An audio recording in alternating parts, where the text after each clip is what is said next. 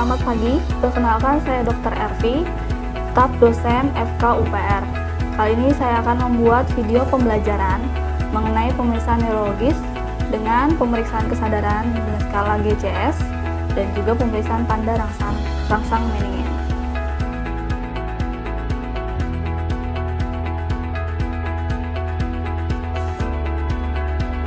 Pemeriksaan kesadaran menggunakan scoring GCS, di mana untuk mengetahui derajat kesadaran dan juga melihat prognosis dari pasien dengan trauma kepala, dengan yang dinilai yaitu eye, verbal, dan juga motorik.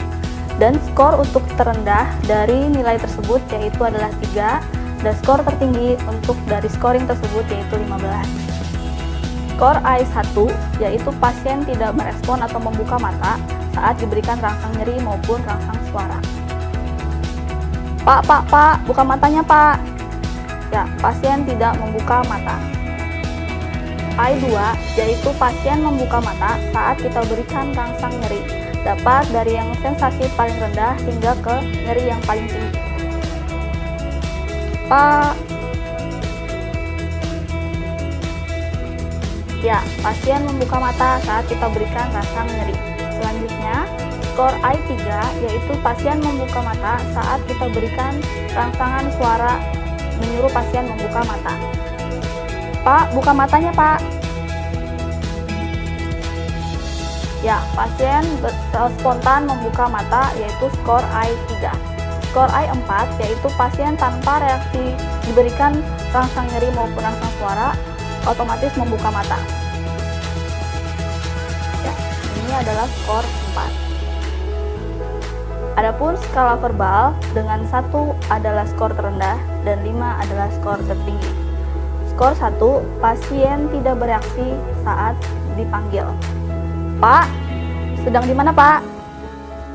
Pasien tidak berespon saat dipanggil yaitu skor 1. Skor 2, pasien saat ditanyakan dapat menjawab namun hanya erangan.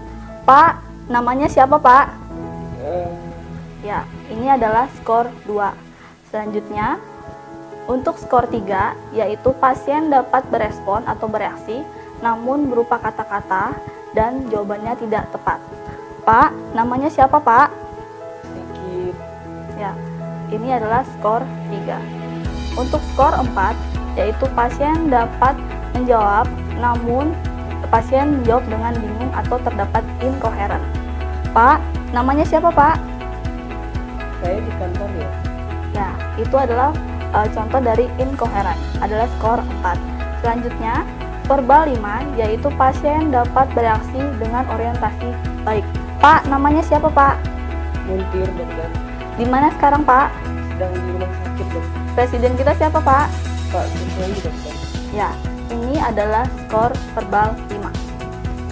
Pemeriksaan kesadaran dengan scoring GCS motorik dengan skor terendah adalah 1 dan skor tertinggi adalah 6, di mana menggunakan rangsangan nyeri pada jari kuku, bisa pada sternum, pada M trapezius maupun supraorbital. Dengan scoring 1, yaitu pasien tidak bereaksi saat kita berikan rangsangan dari yang terendah hingga yang paling kuat.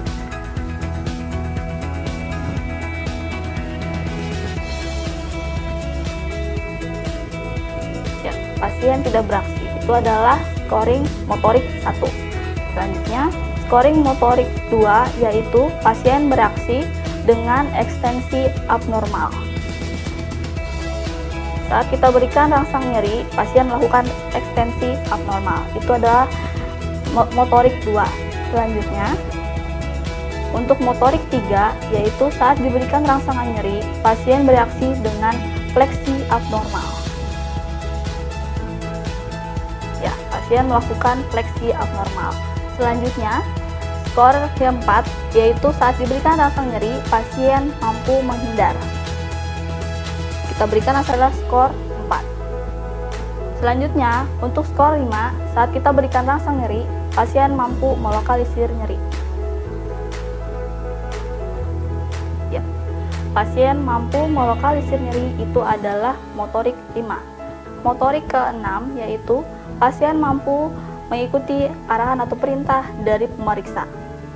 Pak, tolong angkat tangannya, Pak. Ya, itu adalah scoring ke motorik 6, yaitu pasien mampu mengikuti perintah.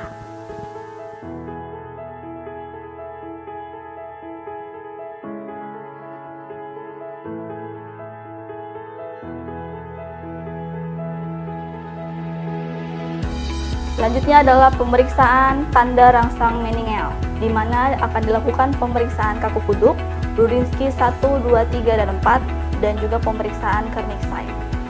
Pada pasien pertama saya akan melakukan pemeriksaan kaku kuduk, di mana tangan pemeriksa yang sebelah kanan di atas, dan juga tangan kiri di bawah atau di belakang leher. Lalu kita akan melakukan fleksi pasif dagu sampai ke dada. Amati apakah ada tahanan apa tidak. Apabila ada tahanan, berarti kaku kuduk positif. Bila tidak, dapat disebut normal atau kaku kuduk negatif. Selanjutnya, pada saat kita melakukan pemeriksaan kaku kuduk, kita dapat juga melakukan pemeriksaan Brudzinski 1, yaitu saat kita melakukan pemeriksaan kaku kuduk dengan tangan sebelah kanan di atas dada maupun tangan yang sebelah kiri di belakang leher, kita lakukan fleksi pasif, maka kita amati kaki pasien apakah terdapat fleksi secara involunter. Bila terdapat fleksi involunter, berarti Brudzinski 1-nya positif. Selanjutnya, saat kita akan melakukan pemeriksaan Kernicks-Zain. Kernicks-Zain dapat berbarengan dengan Brudzinski 2, di mana Kernicks-Zain kaki pasien kita dapat tekuk 90 derajat, lalu kita bikin selama sampai 135 derajat. Amati pada pasien, dan juga Brudzinski 2, apakah kaki yang sebelahnya atau yang kontranya melakukan fleksi juga apa tidak. Ya. Positif pada Brudzinski 2 bila kaki pasien yang kontra mengalami fleksi. Brudzinski 3, kita akan melakukan penekanan pada os zygomatikum, di mana saat kita melakukan penekanan pada os zygomatikum, diamati apakah terdapat fleksi pada ekstremitas atas.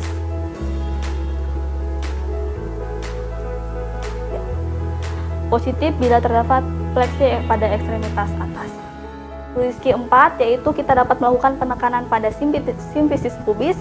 Apabila positif, maka ekstremitas bawah pasien akan fleksi atau menekuk. Ya. Itu tadi adalah pemeriksaan dari tanda rangsang meningen, terdiri dari kaku kuduk, Brudzinski, dan juga Kernicks-Zain. Demikian video pembelajaran pemeriksaan fisik neurologis dengan pemeriksaan kesadaran dan pemeriksaan tanda rangsang meningen kali ini. Terima kasih.